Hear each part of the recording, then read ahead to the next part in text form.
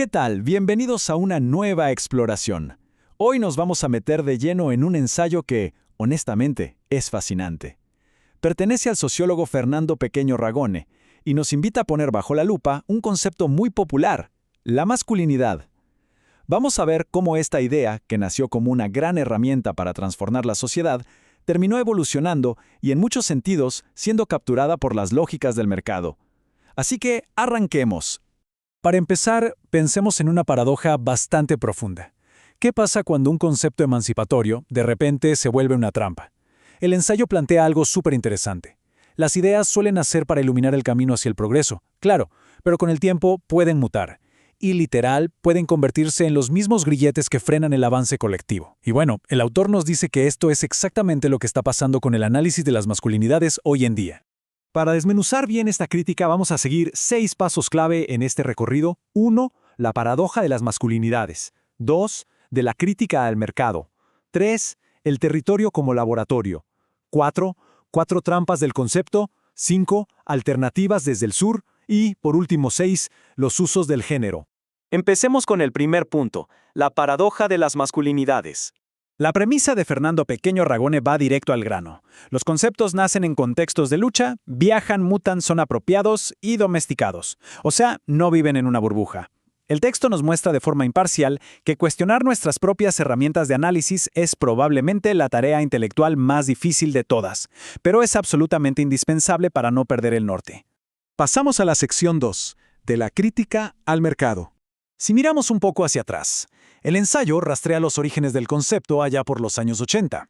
En ese entonces, con teóricas como Raewyn Connell, hablar de masculinidad hegemónica era una forma potente de desarmar jerarquías de poder estructural. Pero fíjense en esta mutación increíble. Para los años 2000, el concepto fue adoptado por organizaciones no gubernamentales y agendas globales. Y hoy, en el presente, se ha atomizado por completo. Pasó de ser una crítica estructural fuertísima a ser casi una métrica de terapia personal o, peor aún, un simple producto de consumo. Y acá está el contraste clave. El texto señala que comprar cosméticos éticos para hombres o ver a un varón llorando en un comercial de televisión no cambia realmente las cosas. Es como intentar curar una fractura estructural con una curita. Claro, se ve mejor desde afuera y el consumidor se siente súper bien, pero la realidad material de quién hace el trabajo doméstico o cómo se estructuran las relaciones de poder sigue exactamente igual. Es un cambio estético, no de fondo. Entramos a la tercera parte, el territorio como laboratorio.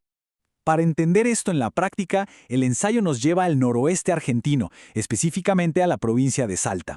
Imaginen un territorio marcadísimo por desigualdades materiales severas, donde la tenencia neocolonial de la tierra choca de frente con las históricas luchas y resistencias indígenas y campesinas. El documento relata de manera muy neutral lo extraño e incómodo que resulta agarrar conceptos académicos creados en el norte global e intentar encajarlos a la fuerza en una región donde las urgencias y la vida diaria funcionan con lógicas totalmente distintas. Y de este choque en el territorio nacen 2 posturas súper opuestas que el ensayo describe perfectamente.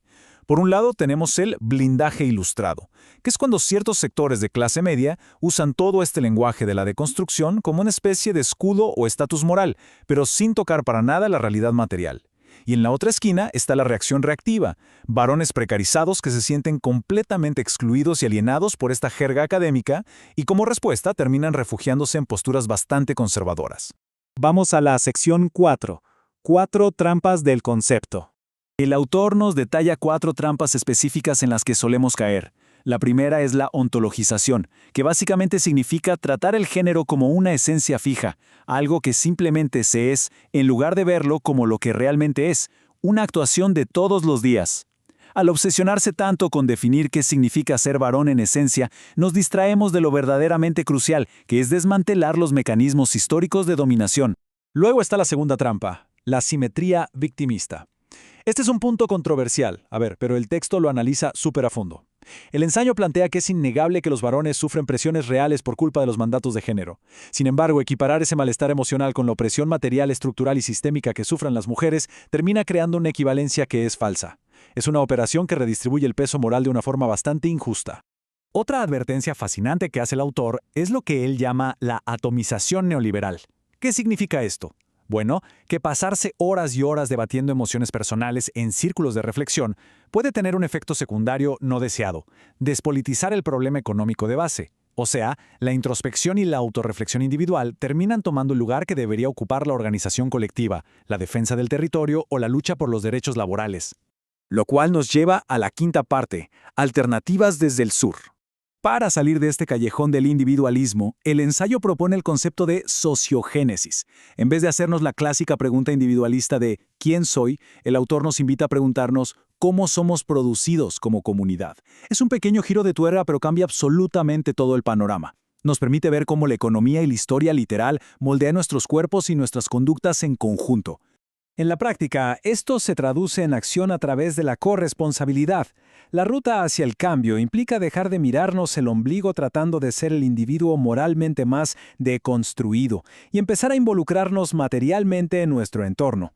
El ensayo argumenta que la verdadera emancipación se vive haciendo cosas juntos, ya sea gestionando el agua para el barrio o trabajando codo a codo en un comedor comunitario.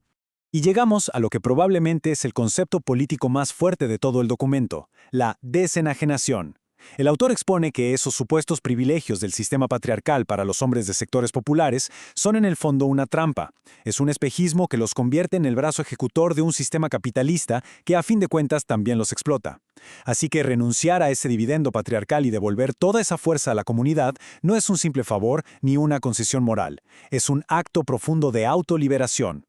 Para darle aún más peso a esta idea, el ensayo rescata el pensamiento de la gran teórica Rita Segato. Ella nos ayuda a entender que muchas veces la violencia no es una expresión de poder real, sino más bien una actuación desesperada que nace de sentirse impotente, una forma de cumplir con la virilidad que la sociedad exige a gritos. Entender esto es clave, porque desarmar ese mandato de dominación es la única manera de quitarles a los varones esa presión asfixiante por demostrar masculinidad a través de la violencia. Y finalmente entramos a la sección 6, los usos del género. Justo antes de cerrar la idea teórica, el texto hace una pausa súper necesaria y bastante emotiva.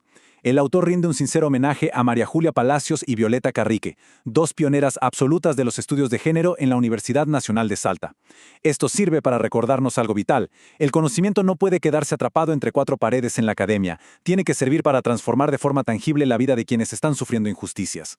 Y conectando este sentido práctico con la filosofía, el ensayo se inspira en las ideas de Judith Butler.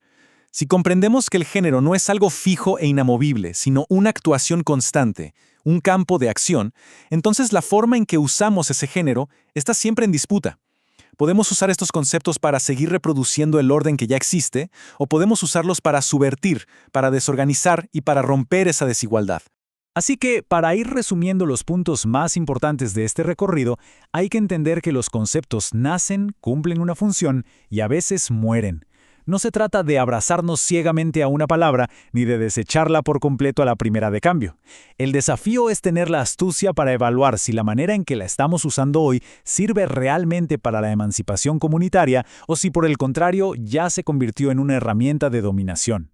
Cerramos esta exploración con la misma provocación que nos deja el autor. No alcanza solo con quedarnos reflexionando.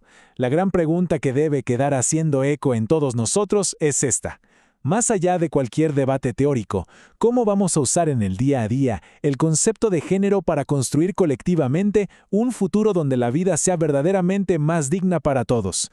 Nos vemos en el próximo análisis.